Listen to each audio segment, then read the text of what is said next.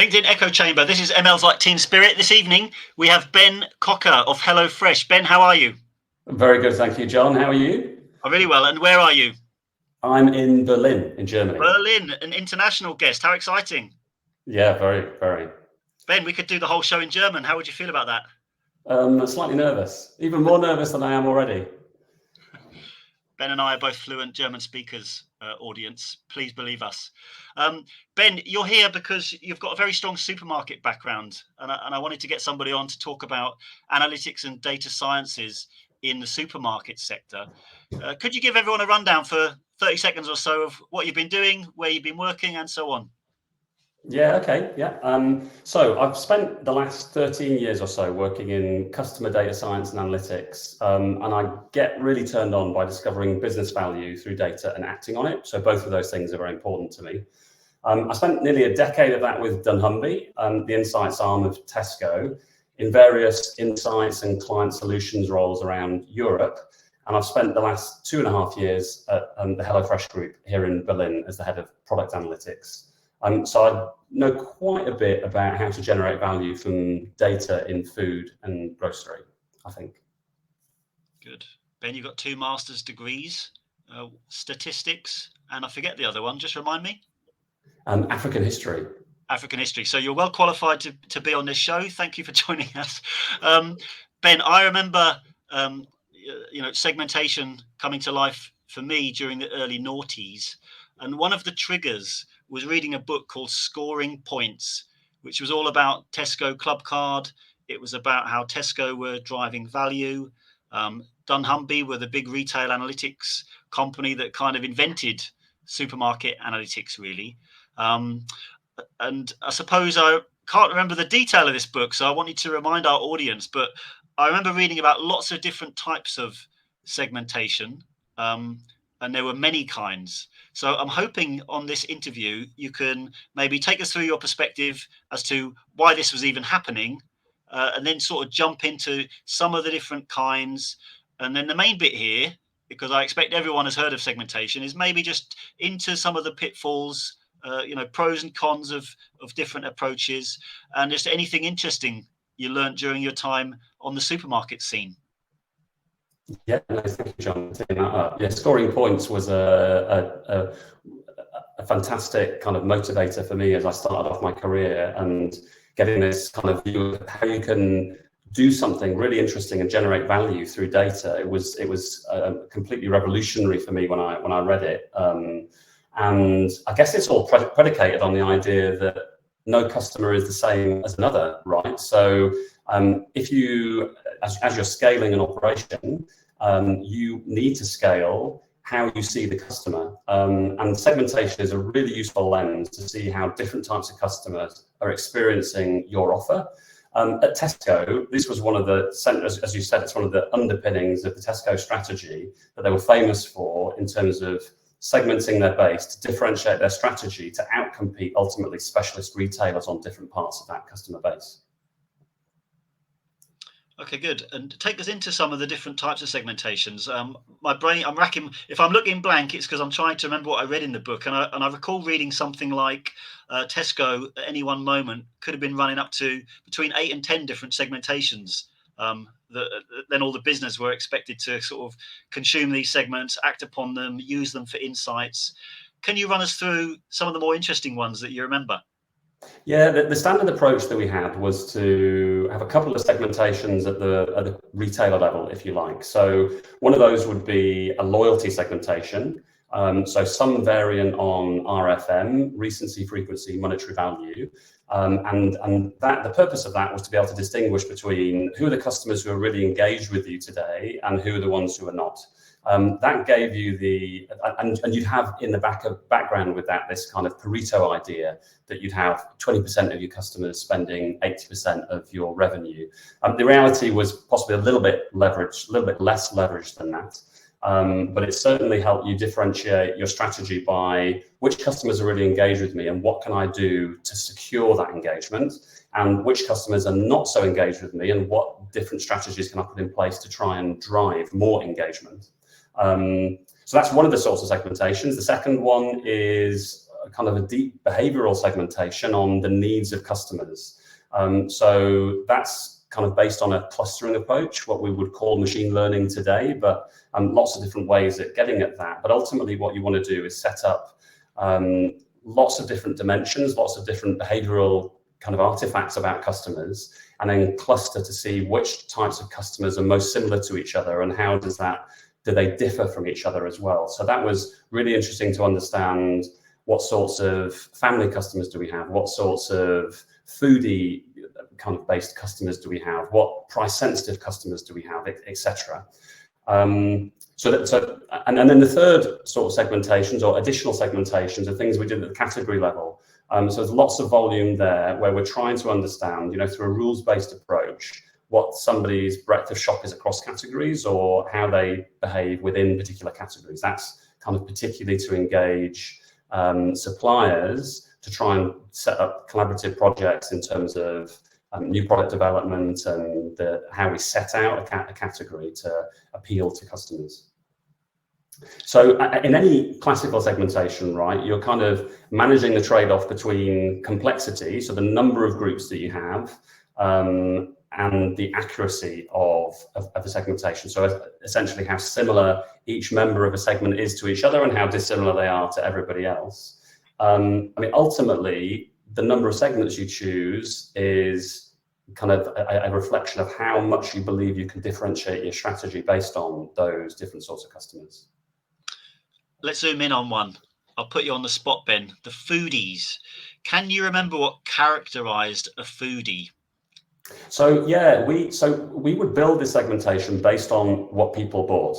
So we would look at products and we would work with the retailers that we work with, and ask them what are price sensitive, what are kind of products that would be the marker of a price sensitive shopper around your store, or what are the products that would be a marker of somebody being an adventurous foodie in different categories.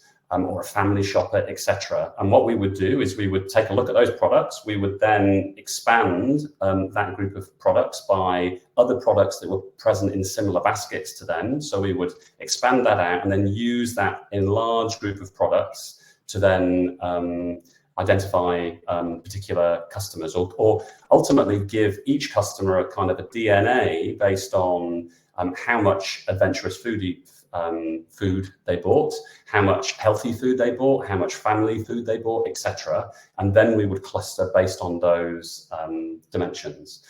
So it was all based on the products that customers bought, and kind of starting from a small group of products that the retailer was very confident were a signal of that behavior.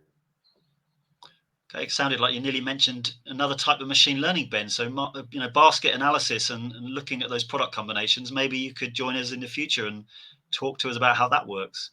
But, what was really fascinating here was that you're using products to segment customers, and then you look at those customers and you use them to segment products. And I think that duality, particularly in grocery, was really interesting and something that we definitely, worked on in order to set the data up in a way that was most actionable, most understandable by our stakeholders, and something they could then work with. So yeah, perhaps, John. And what would Tesco do? They have all these segments. Like, what would be some of the strategies? Just 2 or 3. So the goal of any sort of segmentation strategy, right, is to take actions based on those different customer needs. The first thing you've got to do is really try and understand those segments first, but then what those actions could be a range of different things. So you can't always personalize everything in your offer. So to start with, you look at the things you could do at an overall level to customize for the segment, if you like. So the areas typically in the store, for example, you can't personalize for each individual. So you do things that were at the segment level. However, you may also identify a particular need within a group and then choose a channel or an activation channel that would enable you to personalize in terms of the kind of actionability out of that. An example of that is kind of one-to-one marketing, where you may use your segmentation to decide, right, I've got an opportunity here to engage foodie customers more, and your means of doing that might be to talk to them about products, but you want to talk to them about products that were particular to that individual. So you'd use a machine learning approach to decide what are the most relevant products to communicate to those individuals within the kind of the branding of the channel. Yeah. Ben, this all sounds great. Tell me what can go wrong. Before we started this, you were telling me about the cookbook. Please tell everybody about this. Yeah, so the cookbook, that's an interesting one. So this was a retailer I was working with who offered a free family cookbook to every member of their family segment. They thought this would be a great way of engaging this segment. Of course, a lot of different retailers in the market are looking at family customers because they're so valuable. However, they were really shocked when they didn't have an awful lot of redemption of that cookbook. So it required people to come into store and pick it up, but they didn't have so many picked up. And they came to us and asked us, is your family segment really family customers? But the cookbook was for, I can't precisely remember, it was something like for 3 to 7 year olds. And I guess it kind of betrays the issue you can have with segmentations is stereotyping and different people understanding something different about segmentations from each other. This family segmentation was about families at any stage. And as anybody who has young kids like you and I have, John, you'd realize that a family with a 3 or 4 year old kid is very different to a family with a 15, 16 year old kid, or a set of teenagers. So the reason, for the low redemption was that product didn't appeal, or that offer, that free product didn't appeal to everybody within that segment. Just because they were family didn't mean they'd be interested in that one product. So, the point is that you should take action as personalized as you possibly can. I don't know whether they could have had an individual cookbook for every particular customer. There probably is a digital way of doing that, where you could really cater your recipe offers to the products that somebody buys, which would be really an interesting project. But in this case, it just probably required a segmented offer into that family segment as well, to make sure that you had proper coverage across the different needs. Now, we can talk about age, but then there's dietary requirements. You may then cover your ages, but not all your dietary requirements, and whatever other dimensions kind of exist underneath there. So, yeah. Good. That's the cookbook Ben, story. bad news for you. We're hitting time, Ben. So thank you for taking us through all that, Ben. Let me recap. So we're saying supermarkets, lots of segmentations exist. There are lots of different methodologies. So I heard cluster analysis, which is a bit like machine learning, which is great because that's the name of the show. But there's other rules-based ones that help you understand customers better. I thought the interesting part is the kind of categories piece around how that is used for the suppliers. So I take it there's lots of segmentations that affect the customer experience, but there's other segmentations that are used to then work with supply chain suppliers to then inform the offer. So I'm sort of seeing those extra dimensions to it. And I suppose you've brought up a watch out make sure you're profiling your segments, thinking about the products that you're offering to them, and making sure there's a match so you don't, send the wrong cookbook to the wrong segment. Sounds about right, John. Yeah, it's a kind of a fascinating area, right? And yeah, you summarised it remarkably well. Good. You must have worked in this area for a while. No, I only read the book, Ben. Everyone, scoring points. I haven't got an affiliate link, but I'll try and generate one and post it under this video. So, Ben, thanks for joining us. It's 5 o'clock in the morning, everybody. So Ben and I are going to go to bed, and we'll see you next time.